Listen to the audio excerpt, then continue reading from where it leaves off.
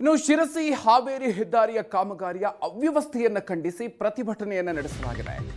ಪ್ರತಿನಿತ್ಯ ವಾಹನ ಸವಾರರು ಇಲ್ಲಿ ಪರದಾಡುವಂತಹ ಪರಿಸ್ಥಿತಿ ಇದೆ. ಸ್ಥಳೀಯರು ಹಾಗೂ ವಾಹನ ಸವಾರರು ಪರದಾಡ್ತಾನೆ ಓಡಾಡುವಂತಹ ಪರಿಸ್ಥಿತಿ. ರಾಷ್ಟ್ರೀಯ ಹೆದ್ದಾರಿ ಪ್ರಾಧಿಕಾರದ ವಿರುದ್ಧ ಜನ ಆಕ್ರೋಶವನ್ನ ವ್ಯಕ್ತಪಡಿಸಿದ್ದಾರೆ. ಗುತ್ತಿಗೆ ಕಂಪನಿಯ ವಿರುದ್ಧ ಶಿರಸಿಯ ಬಿಸ್ಲಕೊಪ್ಪದಲ್ಲಿ ರಸ್ತೆ ತಡೆಯನ್ನು ನಡೆಸಲಾಗಿದೆ. ಹೆದ್ದಾರಿಯ ಅವ್ಯವಸ್ಥೆಯ ವಿರುದ್ಧ ಸಾವಿರಾರು ಜನರು ಪ್ರತಿಭಟಿಸಿದ್ರು. ರೈತ ಸಂಘ, ವಿವಿಧ ಸಂಘಟನೆಗಳು ಪ್ರತಿಭಟನೆಯಲ್ಲಿ ಭಾಗಿಯಾಗಿದೆ. ಬದುಕಿಗಾಗಿ ಹೋರಾಟ ಅನ್ನೋ ಹೆಸರಲ್ಲಿ ಪ್ರತಿಭಟನೆಯನ್ನು ಸ್ಥಳೀಯರು ನಡೆಸಿದ್ದಾರೆ. ರಸ್ತೆಯನ್ನ ಅಗೆದು ಹಾಕಿದ ಪರಿಣಾಮ ಕೆಸರು ಗದ್ದೆ ರೀತಿಯಲ್ಲಿ ರಸ್ತೆಯಾಗಿದೆ.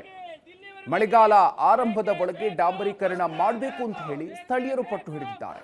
ಕೇವಲ ಒಂದೇ ಮಳೆಗೆ ಈ ರಸ್ತೆ ಕೆಸರು ಕುಪ್ಪದ ರೀತಿಯಲ್ಲಿ ಆಗ್ಬಿಟ್ಟಿದೆ. ಸಂಚಾರದ ಸಂದರ್ಭದಲ್ಲಿ ಬಿದ್ದು ಹಲವು ಸವಾರರಿಗೆ ಗಾಯ ಆಗಿದೆ. ದುರಸ್ತಿ ಪೂರ್ಣಗೊಳಿಸದೇ ಇದ್ರೆ ಹೋರಾಟವನ್ನು ತೀವ್ರಗೊಳಿಸ್ತೀವಿ ಅನ್ನುವಂಥ ಎಚ್ಚರಿಕೆಯನ್ನು ಕೊಟ್ಟಿದ್ದಾರೆ.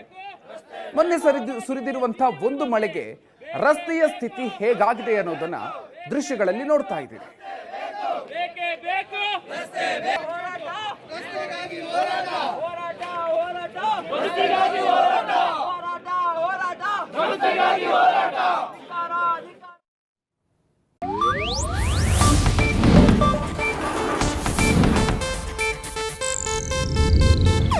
ಇದು ಏಷ್ಯಾನೆಟ್ ನ್ಯೂಸ್ ನೆಟ್ವರ್ಕ್ ಪ್ರಸ್ತುತಿ.